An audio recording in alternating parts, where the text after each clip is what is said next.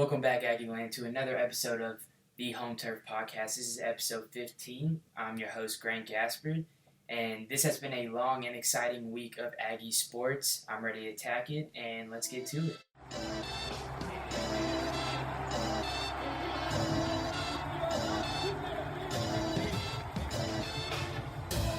First, if you haven't heard, that we have an ad for this Battalion Sports Desk, and it is ridehitch.com. Basically, it's like Uber, but for longer distances. Private or shared rides between cities. Enjoy 30% off your first 4 rides, up to $50 of each ride, using code AggieNews3. Repeat, if you're using ridehitch.com, type in the code AggieNews3 and get 30% off your first ride. So, welcome back, listeners. I'm real excited about this episode today. For this episode, we're going to cover my personal takeaways from this past game against Miami, what to look forward to next weekend as we play the number 10 ranked Arkansas team who is currently undefeated, and then we're going to take a step into the past, talk about a little bit about what happened in 1923, why this year. It's all coming up on this podcast. Stay tuned, stay listened, and let's dive right in. This past Saturday, we hosted number 13 ranked Miami, who is now number 25th ranked after the loss, in Kyle Field, in one of the most electrifying atmospheres that I've ever been a part of, that I have ever gotten to witness in Kyle Field. It was the third largest night game ever hosted in Kyle Field, with a little over 107,000 people. Let me repeat that, 107,000. This was a great game to go to, a great game to watch, whether you're in the press box or in the stands. This is a game you didn't want to miss out on. There's a lot of positives in this game, a few negatives, but it's safe to say that the positives outweigh these negatives. Now, whatever sport analyst, sport reporter in the College Station Bryant area that you follow gave a little bit of insight into their takeaways and what they saw out of this game, whether it was the Eagle, the Texags, or if you follow the Battalion Sports Desk, and our 3 editors and writers were able to report this game, write their input on the game, and did a marvelous job. I read them all. They're really good. If you haven't checked them out yet, go to the Battalion website and read our view, our takeaways from this game. But I have 5 of my own that I'm about to dive into real quick. The first takeaway I got from this game is how talented and deep our secondary is. So, there's a little incident the night before the game that caused 4 freshmen to be suspended from this game, from this matchup. We'll get into that later. However, let me get into the secondary and the players that we had on this field, the players that left during the game, and who performed well. For starters, the first guy I want to talk about is Jalen Jones. Jalen Jones, I gave him a lot of heat last year on this podcast, kind of before the season, talking about how, in my opinion, how he kind of underperformed the past couple years since he's been here. And this is not the same Jalen Jones that I was talking about. He took a huge step this past offseason, and this game showed it. He led the team in tackles with 9, had 8 individual tackles, made some outstanding huge stops on some very key 3rd down, 4th down conversions, including one at the very end of the game. And he was a 5-star coming in, one of the top recruiters that Texas A&M has ever gotten, behind, obviously, Walter Nolan, obviously Myles Garrett. Jalen Jones is up there on that list. And he showed why this game. He definitely got in the lab this offseason and proved why he should be our number 1 corner, and that every receiver in the SEC should be worried if he's on the opposite side of the ball of them. He played outstanding. He played really good. He made me take back all the words I've said on him. And he's going to be huge coming up this next week against Arkansas, against a couple of guys that they have that we will get into later. Now, as for the other secondary, Antonio Johnson played good as usual. He's number 2 on our top tackling list, who led the team in tackles. He was tied right there with the freshman that after and shine some light on. And that is Bryce Anderson, native from Beaumont, Texas, native from my area, from the 409. And I've talked about the 409 quite a bit on this podcast, just because, well, for one, I'm there, and in my beliefs, and what I truly believe is that the best athletes, mentally and physically, come from that area. And Bryce Anderson just helped prove that point. This is a freshman playing in front of over 107,000 people, having to fill in after Damani Richardson, who was having a great game, had a very, very good hit, very, very technical tackle that was called a targeting, which I'm not going to disagree. He might have hit him on the helmet a little bit. It was a big play. There's nothing he could have done right there. They called the flag, called him for targeting. He was ejected. Brian George was ejected on the first drive of the game for targeting as well. So we're already down 2 secondary players, 2 corners, defensive backs, along with the 2 corners and defensive backs who were suspended from this game. So we were short against a very talented Miami offense led by Tyler Van Dyke and quite a few very talented receivers and a very talented tight end in Will Mallory, who was their lead receptionist and receiving yards player. And Bryce Anderson came in, filled that role as safety, and ended the game with 8 tackles, 4 solos, and some pretty big hits. One in particular, I can't remember the exact running back. It could have been Henry Parrish, Thaddeus Franklin. It could have been one of those guys, and it was in the red zone, 3rd and short. Bryce Anderson fills a hole, pops, and makes a big play. This is a freshman we're talking about right here. Freshman secondary player who's 2nd or 3rd string, came in to fill in the four players who are absent, either having left or being suspended. Came in, filled in the role, and did his job. Shout out to Bryce Anderson for the way he played tonight. And back to my takeaways, this was very, very good showing from the secondary. They played clamps. They played good defense.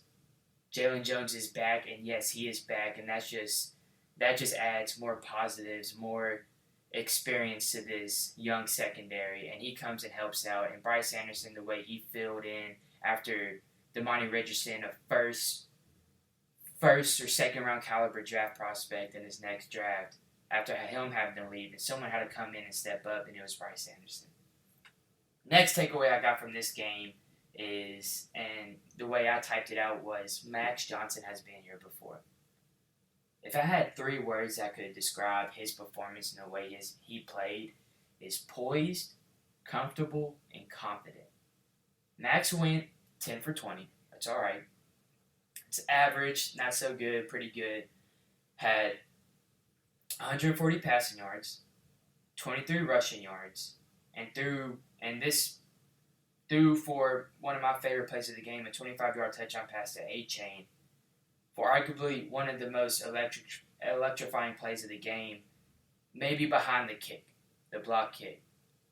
But back to Max, he had continuous pressure on him. Not too much as last week, not as much as last week. The O-line played a little better, we'll get into that. But with pressure in his face, he stayed composed and made plays. When the pocket collapsed, he stayed poised, burst from the pocket, and another one of my favorite plays of the game, converted on a crucial, it was a 1st or 2nd down, ran for 11 yards, got the first, and 3 plays later got a touchdown. Pocket collapse, he runs, he makes a positive out of a negative play. He made the right passes. We didn't spread the ball that much. We got 2 receivers who had more than 2 receptions. The other 2 had 1 reception from Donovan Green and another 6-yard catch from Chase Lane. Donovan Green had, similar to last game, first play of the game, first reception of the game was a 15-yard play to him on a drag route that he got a 1st down. This game, the first reception of the game was an 18-yard screen pass to Donovan Green that he got for the 1st down. minus the point, Max Johnson looked like an experienced quarterback out there. He was very confident in the way he played, made the right passes, made the right throws, ran when he was supposed to. And a little difference from I saw between him and King is that King seemed to shake when under the pressure. There's this little saying that I learned from my high school coach. It's called being laundry, folding under pressure. I saw quite a bit of laundry when I watched King. Didn't see any laundry when I watched Max Johnson. He looked like an experienced quarterback. I think that Jimbo made the correct move to start on this game. I'm excited to see him next week against a more experienced defense. I don't think the secondary is going to be that good. We're going to get into that later, but I think Max Johnson played a great game. So, next takeaway I got from this game, and this is how I put it, is with a dash of disrespect and a hint of experience equals our offensive line. And I think they played very well. Bryce Foster was back from mono after missing the first 2 games, and it showed. Offensive line moved fluently, created holes, and Devin and Chain had a much better game rushing. We got to see quite a few guys come in and run. It was pretty good. Out of the number of carries and yards we got, we averaged 3.8 yards per carry. Now you're thinking 3.8, which is, you're like, that's not a lot. I see running backs getting 6-point-some carries, 6-point-some yards, 7-point-some yards, which, yeah, that's good. I mean, you have to put into account that maybe they had a big run, which we didn't have that many big runs, but we had consistent runs. Something I learned from my youth football coach is all you need is 3 yards a play, and you'll win. If you get 3 yards per play, you'll obviously get the first down, and you'll obviously score, and that's all you need to do. The offensive line did their job and did what needed to be done. A lot of carries that game went to the right, from what I saw. Followed behind Layden Robinson, Fothery, and then kind of Bryce Foster right there leading the offensive line in the middle. We went to the right a lot, and we did really good. We can kind of consider that's the strong side of our offense, is the right side. We continue to go that way, and it was very productive of us. The running game was good. Blocking was good. There was probably, we had 3 sacks, 6 tackle for losses. Nothing really different from last week, but we won. The offense did their job, played really good, and they won. Now, my next takeaway says this. The statistics doesn't show how good our defensive line played, and I agree. Now, you go, let's say you didn't watch this game, and then you're arguing with someone that, oh, no, Texas A&M defense isn't good. That's why you don't go just straight to the box score after the game. Watch the game.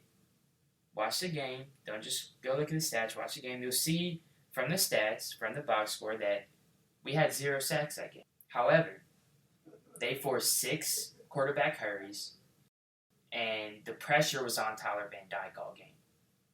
Tyler Van Dyke, who the past 2 weeks has had outstanding performances, high-scoring games, threw for 20 incompletions. Went 21 for 41, threw for 20 incompletions, had 0 touchdowns. And no one, and I warned people before the game that if he starts getting some connections going, starts flowing a little bit, it's going to be hard to stop, and the Aggie defense didn't let that happen. They played outstanding. The defensive line played good. Quite a few tackle for losses. The rushing game was iffy. However, Parrish didn't get to 100 yards, which before this game, he averaged over 100 yards per game. This game, he had around 85, 86 yards. Nothing really got going for the offense. They continued to apply pressure, continue to force incompletions, and that's all you can ask. They forced 3 field goals, 0 touchdowns against a very talented Miami offense. Kudos to them. And one defensive line in particular, defensive lineman, Albert Regis. Now, the kicker we just played the past 2 games has been kicking 100% for extra points, field goals, you name it, he hasn't missed. This past weekend in Caulfield, he went 3 for 5. One was just a miss, and you can just tell he was going to miss by how loud that stadium was. And the second was a block by Albert Regis. He was talking about it after the game, and describing the whole situation. And dude, he said he just got his hand up there, blocked it, and was just thinking about what celebration he was going to do, and he had every right to. And that was a great play by him. Defensive line, in my opinion, played really good. Statistics don't show it, but if you watch the game, they're a problem for that Miami offensive line and that Miami quarterback. Now, my last takeaway from this game is the special teams. And what I put down is special teams is very special. And they played very special. Punts were dynamic and kicking was spectacular. That guy, Nick Constantino, the old Aussie, punted 6 times for 266 yards, 3 of them landing inside the 20, which was huge for the Aggie defense. The first punt landed on the Miami 9-yard line.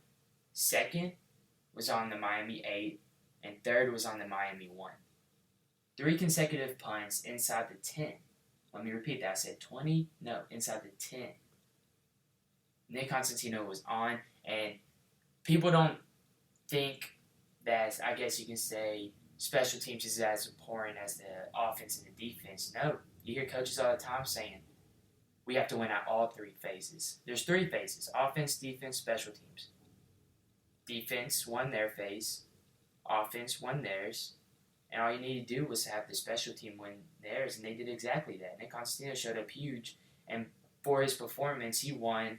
He was awarded the Special Team SEC Player of the Week. Great performance by Nick, and the next guy I want to talk about is the guy kicker Randy Bond. Now, if you're expecting Caden Davis to come back anytime soon, don't, because Randy Bond is the new God kicker, and Jimbo confirmed it in the press conference on Monday. He will be there, keep doing what he's doing. Randy Bond had a great game, kicked for 100%, 2 for 2 from extra points, and connected on a 26-yard field goal in a nighttime game on national television. He was in laundry. Didn't fold under pressure. Did his job, did what he was supposed to do, and he was awarded for it, and now Randy Bond is a new starter. Now, those were my 5 takeaways from this game. So now, let's talk about the days after. Let's talk about what we found out with the situation involving the 4 freshmen, who we should be expecting to play this Saturday, who's coming back from injuries, who will not be coming back for injuries, who will be out this Saturday, and just kind of looking into my takeaways, looking into what you picked up from other analysts, other writers involving A&M sports. These were my biggest takeaways. And just some things you need to know is that Randy Bond is our new kicker. Our punter is a G. He's really good. Max Johnson's at quarterback now. Offensive line should look the exact same come this Saturday. And we should have some new additions after they served their suspension, which was already happened, and they should be back. And let me get into that. So there are 4 freshmen suspended before the game on Saturday. Evan Stewart, Denver Harris, Chris Marshall, and Smoke Bowie. Why? You're wondering what happened. If you read up on it, good. If you haven't, I have the information from my own personal sources. 4 freshmen suspended. Evan Stewart supposedly tweeted after the App State loss, retweeted a tweet from it was either over the summer in May, not too sure, questioning Jimbo's scheme. Something he cannot do. He retweeted, unretweeted it. He got suspended. Chris Marshall got frustrated in the practice following the App State loss, punched a bench, left practice, ended up breaking his hand. So yes, his suspension may be up, but I'm pretty sure his hand is still hurting, and he might not even play this Saturday either way. And Denver Harris and Smoke Bowie, I don't know who else was with them, if Evan Stewart was with them, I don't know. I know these 2 guys for sure. Snuck out Friday night before the game and went to a party up in Prairie View. Now, I get it, you're freshmen, you're in college, this is a whole new environment you're living in, this is a whole new atmosphere, you have all this money, all this fame, and you want to go throw down and party and just have a good time. I get that. If I had all this money in my pocket too, I'd be doing the same thing. I'm not blaming you. However, you are on a team that still has a chance to go win for a national championship. You're on a team that so many fans invest in. So many fans, donors, family, past, present, future Aggies invest in, spend their money on to watch you play. Football should be the most important thing on your mind right now. You have an opportunity that a lot of players and a lot of kids don't have the chance to do. And they decided to mess around, slack off. I'm talking about the people going to the party. I'm not talking about the people frustrated or tweeting stuff, which that's bad too, but I get it, stuff happens, but I don't know, it's very undisciplined. It gets me questioning whether Jimbo has full control of this team. I'm not too worried about that anymore. With that being said, the suspension wasn't up to Jimbo himself. He allowed some team leaders to come in, make the decision whether what we should do with these freshmen, and the leaders on the team decided that they deserve a suspension, and I agree. They need to take this week to grind, to practice, and think about what they did wrong, and come back when they're more serious about playing football.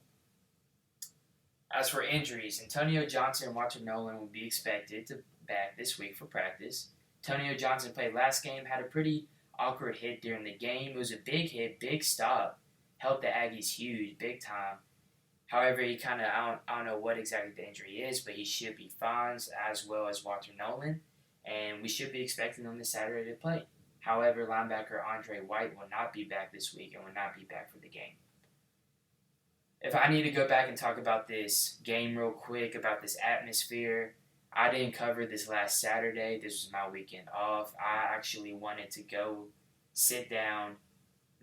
go stand and go be a part of the atmosphere and just take it all in. And I was given the opportunity and the chance to go to the game, had some real good seats, and got to be a part of the 12th man and just take in the experience from that packed game. The third largest game ever in Kyle-Field, third largest night game with over 107,000 people. It was electrifying, it was scary, it was awesome. I got to watch the Aggies play, be a part of the fan base, be a part of the 12th man, and it was a night that I will never forget. Now, Miami game's out of the way. Your Texas Fine Farmers are 2-1. We saw a lot of positives that we went over, saw a lot of negatives, a couple of negatives, not too many. The run game still needs some work a little bit, especially coming up next week against a very, very, very good running back that we'll get into. But one thing I'm very excited to say is that the SEC is back. Conference games from here on until we play UMass on November 19th and cap off the season right after that against LSU at home on November 26th. It's SEC from here on out. This is when the games matter. You win the SEC, you win your side of the division, the SEC West. You play the top guy out of the SEC East, which will most likely be Georgia, who's very dominant right now. If there's a time to focus and dial in, it's now. We started off our first SEC game with the Southwestern Classic and against the number 10 ranked Arkansas, and it's going to be a good game. It's probably going to be a similar atmosphere, except both Arkansas and my A&M fans will be there. I covered the game last year in the AT&T Stadium, and just in the price box, looking onto the field and into the stands, it was half red, half maroon, and white. Both sides, it's a neutral site game. Expect fans from both sides. It's going to be an electrifying game. Let's hope it's a better performance than what the Aggies put up last year. Now let's get into the SEC rankings as of now. What players are on top statistically, and see where your Aggies are at and see where our opposing players are at. As of right now, Will Rogers is the leading quarterback in the SEC with 977 passing yards. We don't see him this coming weekend, but we do see him the following weekend in Mississippi State. Will Rogers has a lot of experience under Mike Leach's offense, and he's a dominant quarterback, very good passer. We'll see him in a couple weeks. KJ Jefferson, who's a quarterback for Arkansas, is in 5th place with 770 passing yards, and that's the quarterback we have coming up this weekend. Very strong, very big, can run, can throw, can do it all. Very, very versatile quarterback. As for rushing yards, Raheem Rocket Sanders. I've said it. It's out there. We're talking about it. Beware of this guy. They call him, his name's Raheem Sanders. They call him Rocket. In his first 3 games, he's put up 440 rushing yards. Dude's a beast. We'll get into him a little bit later, but he is leading the SEC right now in rushing yards, and that's who we have to face next weekend. Texas A&M's defense going to have to brush it up a little bit, fix some things, fix some kinks out before they face this guy. Devin Achane is 10th right now in the SEC in rushing yards with 196. For receiving, Anaya Smith is 4th in the whole SEC in receiving yards with 259 yards on 14 receptions. Has 2 touchdowns. He's been playing very good. Antonio Johnson is tied 6th in the SEC with total tackles with 25. He's been our leading or second leading tackler in all 3 games. He's been very good. He kind of got hurt near the end of last game, but he should be back this week. Now let's get into the Southwest Classic. So who do we have this weekend? I've said it once, I've said it twice, I'll say it again. Now 23rd ranked A&M, we face number 10 ranked Arkansas in the Southwestern Classic. Sam Pittman's the head coach. He used to coach at Georgia a couple years ago. 2 or 3 years ago, he coached at Georgia as the offensive line coach there. Has come out and said he will retire as an Arkansas coach. So if any openings like the one in Nebraska, everyone's kind of throwing Sam Pittman's name out there. Dumb. Just dumb. Sam Pittman's staying in Arkansas. He's turned the program around. He'll continue to be coaching there until the end of his time comes. Offense coordinator Kendall Barrows leads the offense. Could have went to get a good head coaching opportunity somewhere this past offseason, but decided to stay with KJ Jefferson. As KJ Jefferson decided to stay another year, so did Barrows. And that will be who both of them guys will be leading the offense. Arkansas leads the series 42, 33, and 3. Arkansas has won 42 times. A&M has only won 33 times. Arkansas is currently 3-0 with a 31-24 win against Cincinnati, 44-30 win against South Carolina, 38-27 win against Razorbacks old coach Bobby Petrino. He's the head coach now of Missouri State. Missouri State almost put it on them. They almost won. But for those of you who don't know, Bobby Petrino, I was looking on through Twitter over the weekend, especially before this game, and I was seeing a lot of Arkansas fans, Razorback fans, were wearing this shirt with a I don't want to call it a Sioux Pig Louie, whatever you want to call it, riding a motorcycle with a girl on the back. So I was looking into it. Bobby Petrino, for those who don't know, he's the coach at Arkansas and was fired, not for having an affair with the secretary, but for lying about it. The way he was caught is he was riding a motorcycle with her in the back and got in a serious wreck. And when the ambulance came and then word got out and figured out Petrino lied and he lost his job, and now he's coach at Missouri State, who almost upset him. This would be Arkansas's first away game being called away. It's a neutral site game, so this would be the first time where it's not just Razorback fans in the stands.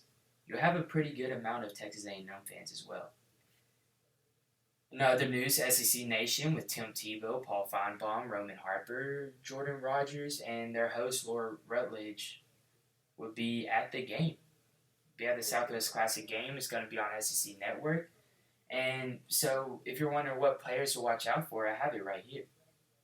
Like I said before, KJ Jefferson, their starting quarterback, has a 70.5 completion rating, has thrown for 770 yards and 6 touchdowns, and has only been sacked 4 times in the past 3 games. That's like 1.2, 1.3 per game. He's only been sacked once a game, hardly. Once, maybe 2. Big, strong, can run, can throw. Jimbo talked about him a lot in the press box, in the press conference. Jimbo talked about him a lot in the press conference on Monday. Arkansas loves to run the ball. If I had to let you know one thing, they love to run. They'll pass here and there, and they're pretty good at passing, but their key thing on offense is to run, run, run. Rocket Sanders, their RB1, SEC leading rusher, has 440 yards on 66 carries and 3 touchdowns. KJ Jefferson runs the ball too. He's ran 46 times over the past 3 weeks, has accumulated 169 yards and 3 touchdowns just rushing. They both can run. Might see a little bit of read options, bunch of draws. They're going to run a lot. But Sanders can he doesn't just run.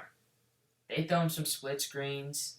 They throw him some little hook routes. I mean, he can receive too. He has hands. For example, last week against Missouri State, Sanders had 167 rushing yards and 75 receiving yards. That's over 200, 230, 240 all-purpose yards last week. He averages 146.7 rushing yards per game, and he's just an absolute beast. He's a tank. You thought Henry Parrish Jr. for Miami was good. This guy's better. So Texas A&M defense has a lot to work on this week. Is going to have quite a few players back. Andre White won't be back, but Walter Nolan will be. They'll add depth to our defensive line. And the linebackers have looking pretty good, like in Edger and Cooper, Chris Russell. They've been playing pretty good. So in Arkansas, expect a run-heavy offense. They have run the ball over 146 times the past 3 weeks and have only passed it 55 times. So they love to run. Let me repeat that. They love to run. Expect a lot of running out of them. Now, the receivers, if you do expect pass plays, there's two guys to watch out for, senior Matt Landers and Jaden Hanselwood. They have a combined 27 receptions between the two. I think it's like 14 and 13. It's real split. Have combined for 369 yards and 2 touchdowns. So when they do pass the ball, watch out for these two guys. They're very, very good, have a lot of experience, and will be looking to rough up the Texas A&M secondary. As for the defensive side of the ball, now I'm going to say one name that everyone knows, everyone's been talking about, and that's Bumper Pool.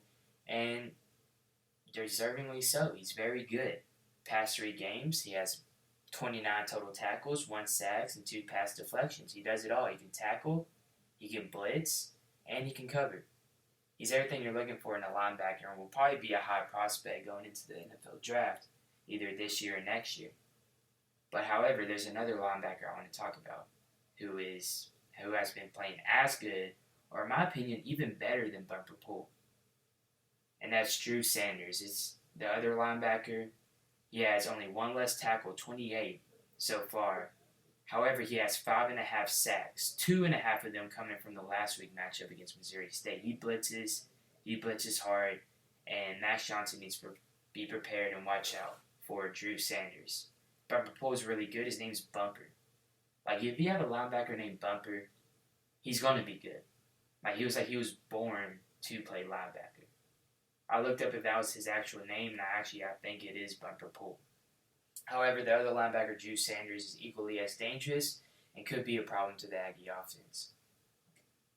Now, as for corners, they have this guy, Dwight McLevern. He has 2 interceptions. He's a Houston, Texas native, Texas grown, so he's obviously going to be pretty good. And he's one of their best cornerbacks right now. He has 2 interceptions the past 3 games. And if Max Johnson needs to watch out for someone in the secondary, beat this guy. Now, I've kind of said this past 5 or 10 minutes kind of been hyping up Arkansas. Now, let's discuss some of their weaknesses. Last week, they were down 17-0 early in the second quarter before a big punt return taken to the house by Arkansas. They were playing bad.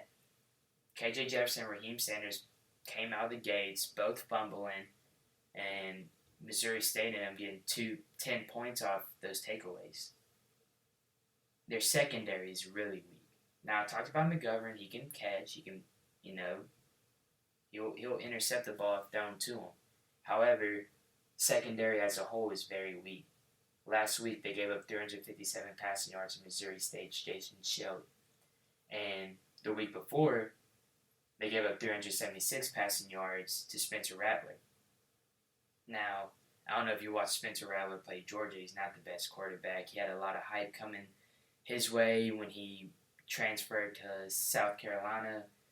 I'm not going to hate on the guy. I don't think he's very good. He's not in my top 15, top 20 list of college quarterbacks, but he threw for 376 yards on this secondary.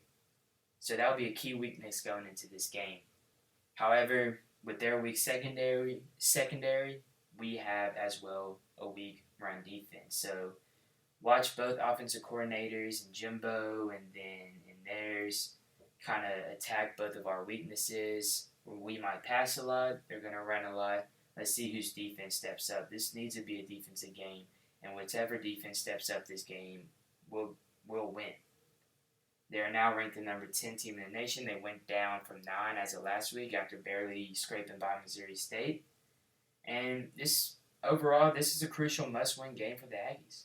Let's see if the momentum from this past week carries over to this coming Saturday in the Southwest Classic. Will it be better than last year's performance? Will the defensive line, the defense, just stay in the backfield and take over and control the game? Will they have a receiver like Treylon Burks just devour our secondary? We'll see. Or will the Aggies turn it around this year? Now, with football, well, football talk is definitely out of the way, but the current Aggie football from 2022 is done being discussed on this podcast for this episode because the Battalion Sports Desk received a gift from the president of Rudder Association when our fall magazine hit the stands, and it's a pretty sweet gift. Now, coming on to, let's say, this time next year, what I'm holding right now in my hands will be 100 years old. 100 years, a century years old. And when the sports magazine came out, this guy walked in during one of our meetings, introduced himself, was very polite, and handed us his sports magazine from 1923. Yes, 1923. I'm holding a magazine in my hand right now from 1923. And just to give you a heads up of how long ago a century was, this is what was all taking place during that time. The first home game was played in Yankee Stadium between the Red Sox and the Yankees. Babe Ruth won that game by hitting a 3-run bomb. Babe Ruth was playing. Walt Disney founded the Walt Disney Company the same year. As in Disney, where you go to on vacation, where the Super Bowl MVP goes. Yeah, that was founded this year. Where the company was founded. Prohibition was taking place. You couldn't drink publicly. World War I ended 5 years before 1923. Great Depression hasn't even started, and it was that long ago. Now let me set a scene. Let me set a scenario. Pretend you are in 1923. You're leaving the local barbershop, let's say Metropolitan Barbershop in College Station at the time. You have your radio right next to you. You're walking. You're listening to Louis Armstrong or Duke Ellington, whoever you prefer. You're on your way to a uniform tailor shop to get your fit tailored in College Station right now. You're an A&M student. The suits are about $25. And you're holding this same magazine that's in my hands right now. The Texas A&M wasn't even a male and female school yet. It was still an all-male university. Suits were $25. You can go to Frank's place and get hamburgers and cold drinks, cigarettes, cake, and milk. I mean, this is a sick gift. Now, what I'm gonna do right now is I've already read it. I went through it. I'm just going to highlight some of the key things I saw in here, some of the interesting things I saw in here. For starters, let's talk about some of these names I'm throwing out there. So as you know, this is a magazine being passed around. The battalion itself wrote this. The same battalion I'm working for right now was still alive and running back in my. And when you flip the first page, there's a quote on there that I literally might get tattooed on me. It's sick. It's an awesome quote. And I think it best describes the job. And I think it best describes the job of a sports reporter and what we do and why we do it. Of a true sports reporter, a true student journalist. And here it is. And when the one great scorer comes to write against your name, he cares not whether you won or lost, but how you played the game. Gives me chills just thinking about it right now. But let's dive into this book. So this takes place December 4th, 1923. A&M just lost a big game against the Longhorns, 6-0. This team was led by DX Bible with assistant coaches H.H. House, Coach Frank Anderson, Johnny Pierce, and D.H. Dillingham. Now let me read you some of the names of the players on this team. A couple might stick out to you. One better stick out to you if you can call yourself a true Aggie. Team captain was Bull Johnson. Louis Miller, Roy Neely were some of the key players, along with T.F. Puny Wilson, H.W. Knickerbocker, F.W. Spot Hanna, and E.K. King Gill. Yes, E.K. King Gill, the 12th man. And they have a picture of him, his name, and underneath it says, Gill is one of the few three-letter men that this school has produced, and this is his last year. He has never been a flashy football player, but he has been consistency personified.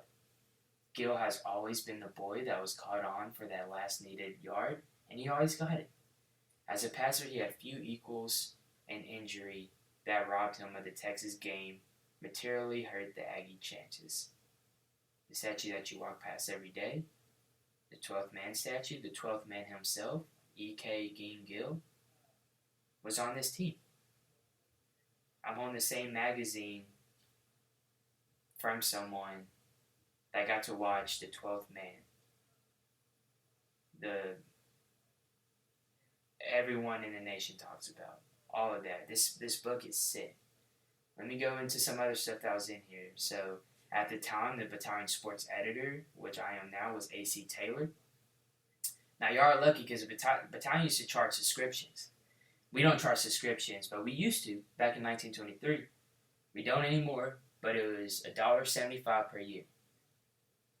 Texas Aggies the same year finished 0-3-1, didn't win a game in the conference, and the teams in this conference included SMU, who came first, who won the conference undefeated, Texas, TCU, Baylor, Arkansas.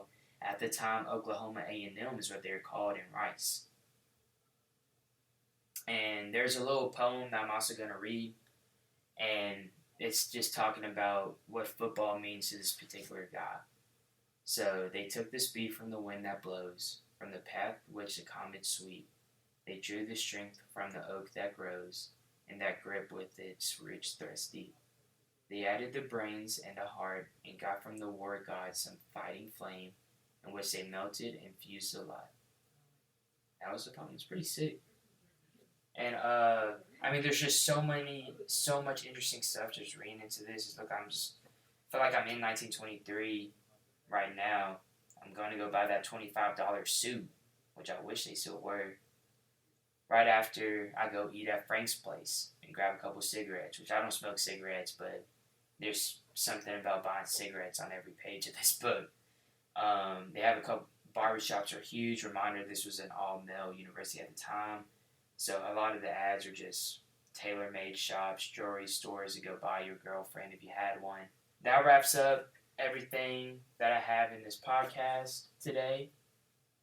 I just want to wrap up by saying that not just Aggie football got a win this weekend, but so did the Battalion Sports Desk.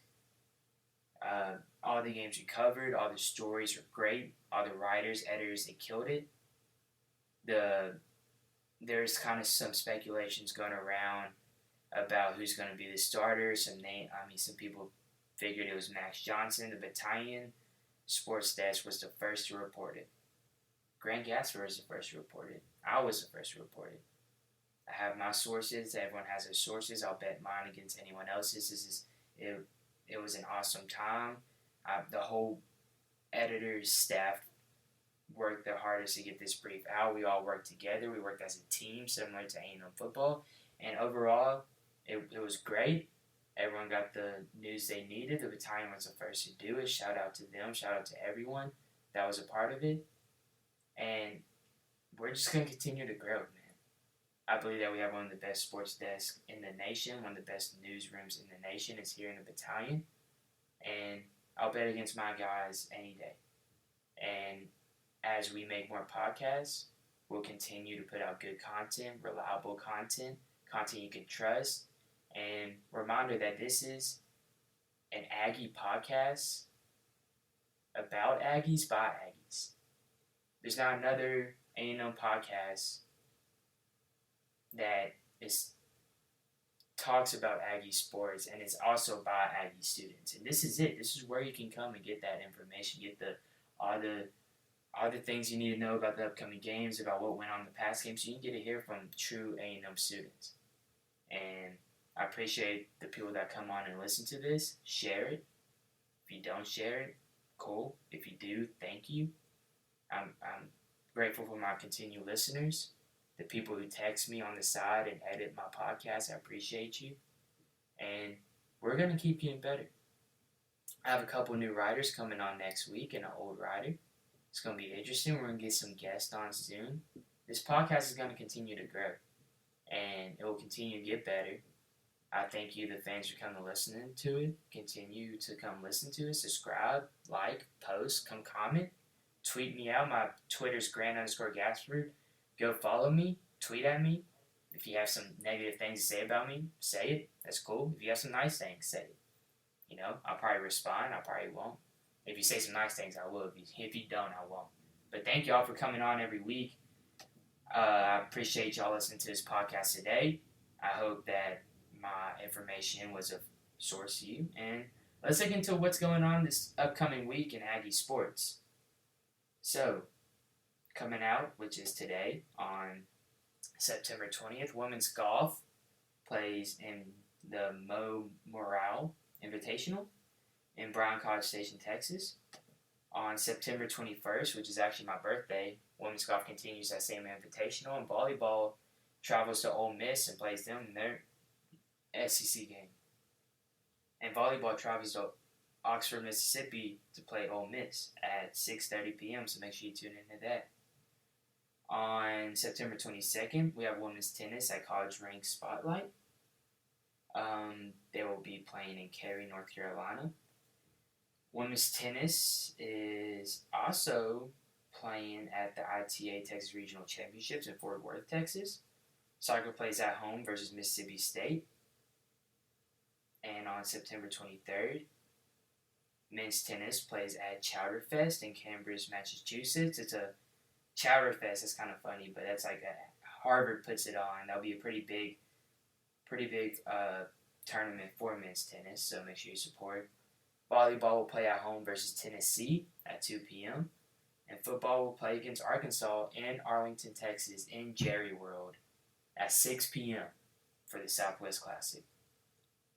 Now on the 25th, we have women's tennis continuing with their tournaments, men's tennis continuing theirs. Men's golf will play in Birmingham, Alabama, SEC Match Play Championship. Volleyball will play Tennessee again on Bryan College Station at Reed Arena. And soccer will play Alabama at 6 p.m. So that's all we have for today on your podcast. Let me remind you to go to ridehitch.com. It's like Uber, but for longer distances. Private or shared rides between cities. Enjoy 30% off your first 4 rides. Dude, dang, 4 rides. You get 30% off using code AggieNews3. Repeat, AggieNews3. Thank you again for listening to my podcast. Hope y'all have a great week, safe week, and we'll see you next week. Oh, reminder, Jordan Epp, our head sports editor, has his own little podcast. He's coming out with episode 16 where he gets editors from opposing schools and interview them.